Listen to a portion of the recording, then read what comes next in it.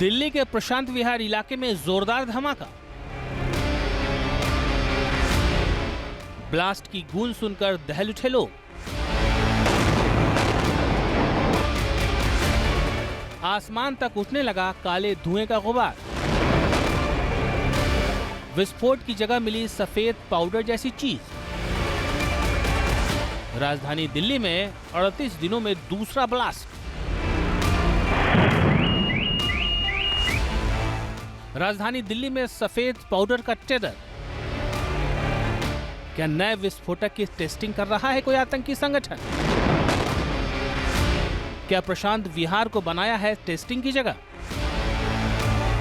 देश की राजधानी दिल्ली के पौष इलाके प्रशांत विहार में जब जोरदार धमाका हुआ तब ब्लास्ट की गूंज सुनकर लोगों का कलेजा कांपने लगा। देखिए कैसे एक दुकान में हुए ब्लास्ट के बाद आसमान तक काले धुएं का गुबार उठने लगा।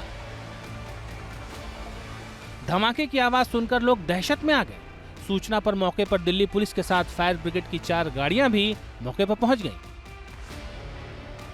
दिल्ली पुलिस की जांच में पता चला कि प्रशांत विहार के बंसी स्वीट्स के पास पार्क की बाउंड्री वॉल के पास धमाका हुआ था। ब्लास्ट जिस जगह पर हुआ वहां पर एक टेम्पो भी खड़ा था। टेम्पो चालक इसमें जख्मी हो गया। जांच में जुटी दिल्ली पुलिस की स्पेशल टीम को मौके पर सफेद पाउडर जैसी चीज बिखरी हुई मिली है, जिसके बाद एनआईए की टीम भी प्रशांत विहार में हुए धमाके वाली लोकेशन पर पहुंच गई। एफएसएल की जांच के बाद सफेद पाउडर की हकीकत के राज से पर्दा उठ सकता है। धमाके के कारणों की जांच की जा रही है। इस विषय में जैसे भी कुछ पता चलेगा हम आपको अवगत कराते रहेंगे। नहीं, अभी कोई सस्पेक्ट वाली बात नहीं है। अभी तो सिर्फ धमाके के कारणों की जांच की जा रही है और यदि उसका कोई पुराना लिंकेज मिलेगा या ये धमाका है, एक्सप्लोजन है नहीं है, अभी इस विषय पे कुछ नहीं कहा जा सकता। वो पास में ही थे और इंजरी भी इतनी थी कि उनको अस्पताल जब ले गए तो मामूली इलाज के बाद उसकी छुट्टी भी कर दी गई। प्रशांत विहार इलाके में जिस जगह ब्लास्ट हुआ वहां रहने वाले लोगों की माने तो धमाके के बाद आसमान में धुएं का गुबार उठता दिखाई दिया। मतलब आवाज़ थी, काफ़ी ज़ोर से थी। यहाँ से 500-600 मीटर तक सुनाई दी गई होगी जिस हिसाब से उसका डेंसिटी थी। और वाइट पाउडर भी मिला है जो सुनने में आया है यहीं पर ही।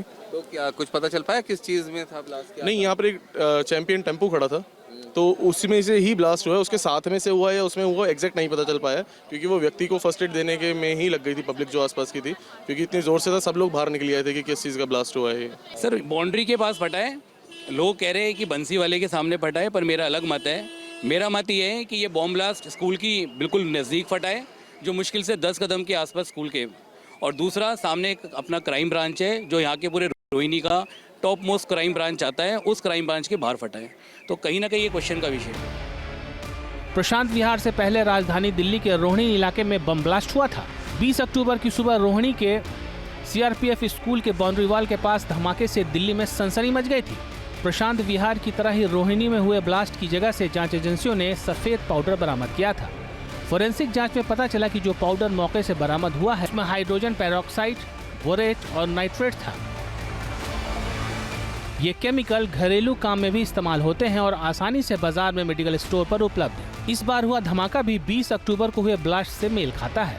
38 दिन में दूसरी बार देश की राजधानी में धमाका होने और सफेद पाउडर जैसी चीज मिलने से लोग दहशत में हैं।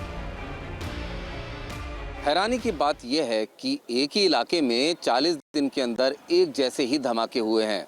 आखिर इसके पीछे क्या वजह हो सकती है? पिछले धमाके के बाद मौके से सफेद रंग का एक नया केमिकल बरामद हुआ था। सूत्र बता रहे हैं कि इस बार भी धमाके की जगह से सफेद रंग का पाउडर ही मिला है। तो क्या इस इलाके में आतंकी स्लीपर सेल सक्रिय हैं या फिर आतंकी किसी बड़ी वारदात की प्रैक्टिस राजधानी दिल्ली के प्रशांत विहार में कर रहे हैं? रमानुल्लाह खान, न्यूज़ नेशन, दिल्ली। और दिल्ली ब्लास्ट से जो सवाल उठ रहे हैं, क्या दिल्ली को दहलाने की एक बड़ी साजिश रची जा रही थी? इस तरह के सवाल उठ रहे हैं। क्या नए विस्फोटक की टेस्टिंग कर रहा है कोई आतंकी संगठन? तीसरा सवाल ये कि 40 दिनों में हुए दोनों धमाकों में एक जैसे विस्फोटक इस्तेमाल हुए। न्यूज़ नेशन अब व्हाट्सएप पर खबरों के ताजा अपडेट के लिए न्यूज़ नेशन के इस QR कोड को स्कैन करें।